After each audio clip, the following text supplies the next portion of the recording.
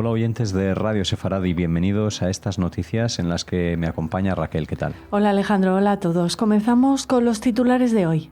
Tensión durante el despliegue del ejército libanés en las nuevas zonas seguras del sur del Líbano.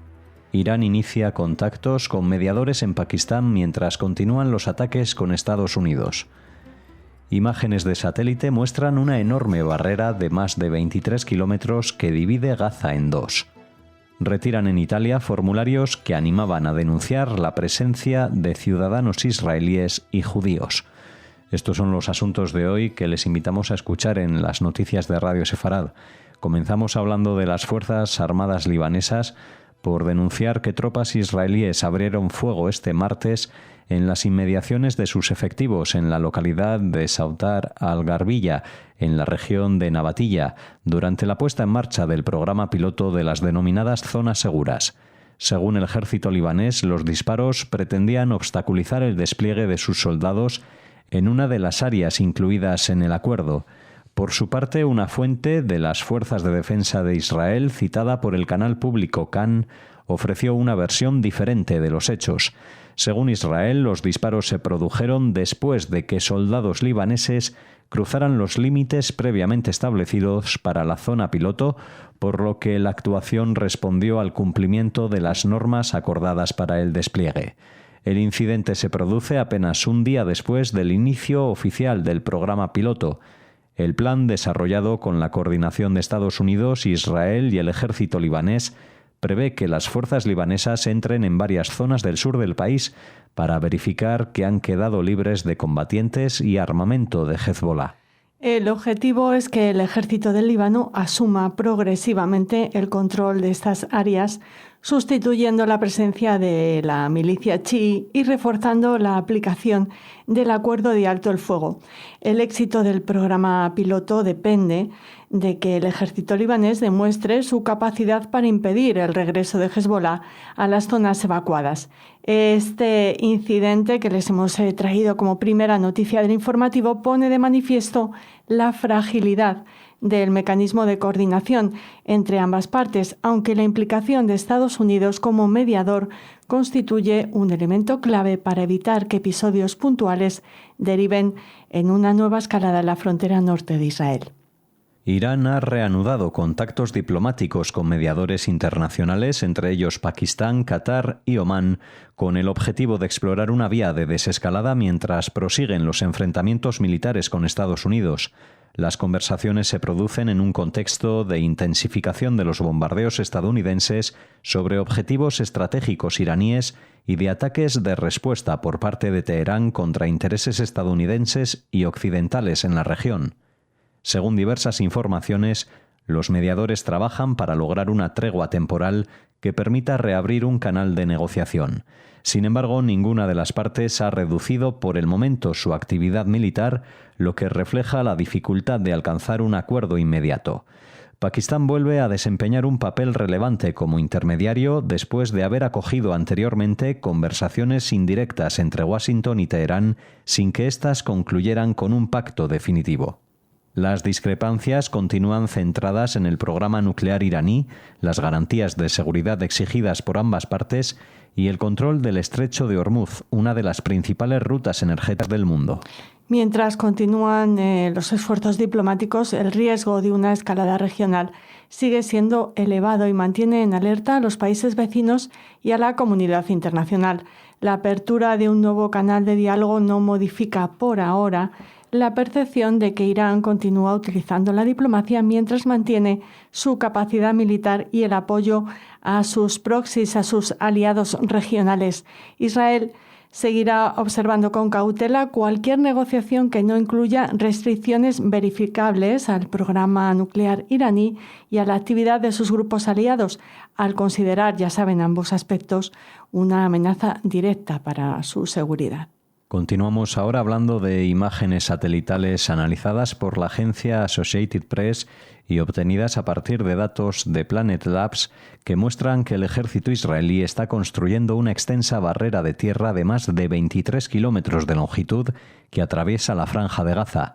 La infraestructura sigue en gran medida el trazado de la denominada línea amarilla, establecida tras el alto el fuego y separa las zonas controladas por las fuerzas de defensa de Israel de aquellas donde permanece concentrada la mayor parte de la población gazatí. La barrera, formada por grandes montículos de tierra y acompañada de carreteras, posiciones militares y sistemas de vigilancia, ha suscitado interpretaciones contrapuestas. Diversos analistas y responsables palestinos consideran que podría consolidar una división permanente del territorio o dificultar una futura reunificación administrativa de la franja. Por su parte, Israel sostiene que las obras responden a necesidades de seguridad con el objetivo de impedir la infiltración de terroristas de Hamás, facilitar el control militar del área y proteger a sus fuerzas mientras continúan las operaciones y las negociaciones sobre el futuro de Gaza. La construcción se desarrolla en un contexto de frágil alto el fuego y de desacuerdos sobre la aplicación de los compromisos alcanzados entre Israel y Hamás. Así es, y mientras prosiguen las conversaciones internacionales para estabilizar la situación, el futuro de esta infraestructura se perfila como uno de los elementos que influirán en cualquier acuerdo político de seguridad sobre la franja. Desde Israel, desde la perspectiva israelí, la barrera constituye una medida estratégica destinada a impedir la reorganización del grupo terrorista Hamás y a crear una zona de seguridad que reduzca el riesgo de nuevos ataques, como comentábamos en el cuerpo de la noticia. No obstante, su carácter potencialmente permanente, que podremos comprobar en los próximos días y semanas, podría generar fricciones con la comunidad internacional y complicar futuras negociaciones sobre la gobernanza y la reconstrucción de Gaza, al ser interpretada desde ya por algunos actores como un paso hacia una nueva realidad territorial. Abandonamos Oriente Próximo, nos situamos ahora en Europa para encarar la última noticia de este informativo. Las autoridades italianas han ordenado retirar varios formularios difundidos por Internet que invitaban a los ciudadanos a informar sobre la presencia de israelíes y judíos italianos alojados en hoteles y otros establecimientos turísticos del país. Los documentos atribuidos al denominado Movimiento Global Sumud afirmaban que su objetivo era registrar casos de turismo sionista, compra de propiedades y supuesta neocolonización sionista, recopilando datos para coordinar futuras iniciativas. La iniciativa provocó una inmediata reacción de la comunidad judía italiana. El presidente de la comunidad judía de Milán, Walker Megnani, comparó la campaña con las persecuciones antisemitas de la década de 1930, mientras que la presidenta de la Unión de Comunidades Judías Italianas, UCEI, Livia Ottolenghi, denunció que se trata de una estrategia basada en la desinformación destinada a señalar y estigmatizar a judíos e israelíes. En la misma línea, Davide Riccardo Romano, director del Museo de la Brigada Judía de Milán, calificó la recopilación de datos como un acto de intimidación incompatible con los valores democráticos. Los formularios fueron eliminados tras la intervención del Coordinador Nacional de Italia para la lucha contra el antisemitismo, el general Pasquale Angelo Santo. El caso ha reabierto el debate sobre el aumento de los incidentes antisemitas en Europa.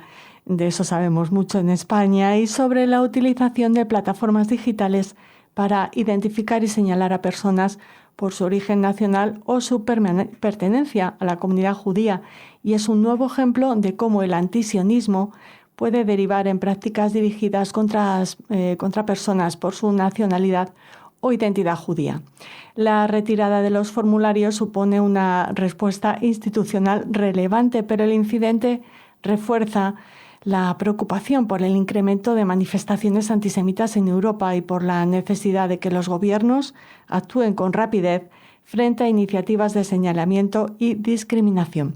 Aquí termina este informativo. No sabemos si nos están escuchando durante unas vacaciones sionistas o no, pero esperamos que acudan fieles a su cita con nuestra información mañana. Sigan escuchando la programación de Radio Sefarad. Gracias, Alejandro. Gracias, Raquel. Gracias a todos.